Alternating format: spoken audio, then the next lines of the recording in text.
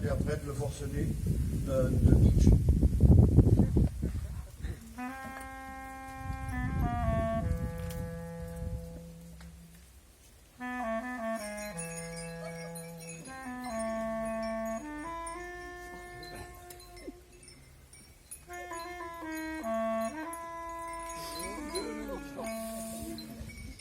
On dirait du vieux fac.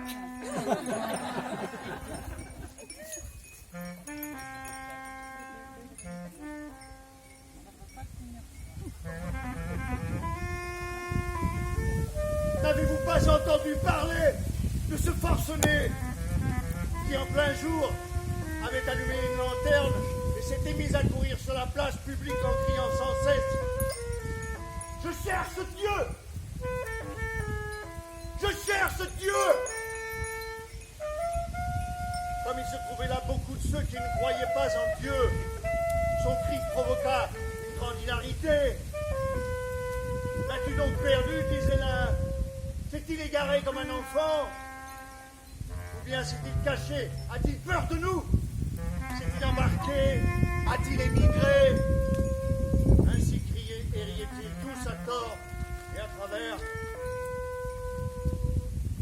Le forcené sauta au milieu d'eux et transperça de son regard.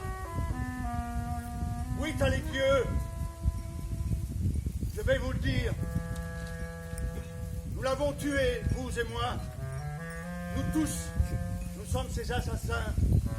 Et comment avons-nous pu boire d'un trait la mer tout entière? Qui nous a donné l'éponge pour effacer tout l'horizon? Que faisions-nous lorsque nous détachions cette terre de son soleil? Vers où se meut-elle à présent? N'est-ce pas loin de tous les soleils? Ne tombons-nous pas sans cesse en avant, en arrière, de côté, de tous les côtés? Y a-t-il encore un en haut et un en bas? N'errons-nous pas comme à travers un néant infini? Le souffle du vide ne nous effleure-t-il pas de toutes parts? Ne fait-il pas plus froid? Ne voyez-vous pas venir la nuit et toujours la nuit? Ne faut-il pas allumer des lanternes en plein jour? N'entendons-nous toujours rien du bruit des fossoyeurs qui enterrent Dieu? Ne sentons-nous toujours rien de la décomposition divine? Car les dieux aussi se décomposent.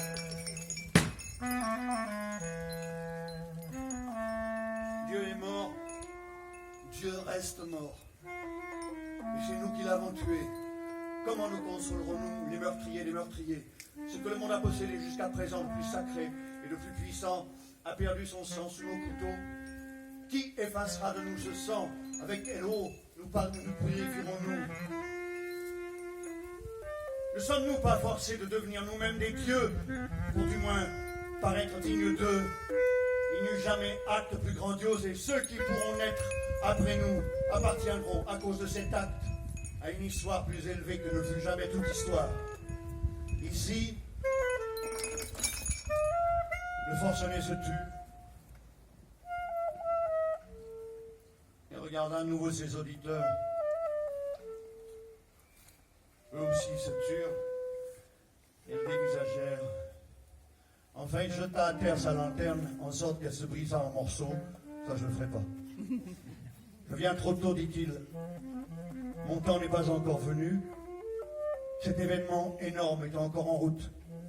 Il n'est pas encore parvenu jusqu'aux oreilles des hommes. Il faut du temps à l'éclair et au tonnerre. Il faut du temps à la lumière des astres. Il faut du temps aux actes, même lorsqu'ils sont accomplis, pour être vus et entendus. Cet acte-là est encore plus loin d'eux que l'astre le plus éloigné. Et pourtant, ils l'ont accompli. Cet acte-là est encore plus loin d'eux que l'astre le plus éloigné. Et pourtant, ils l'ont accompli.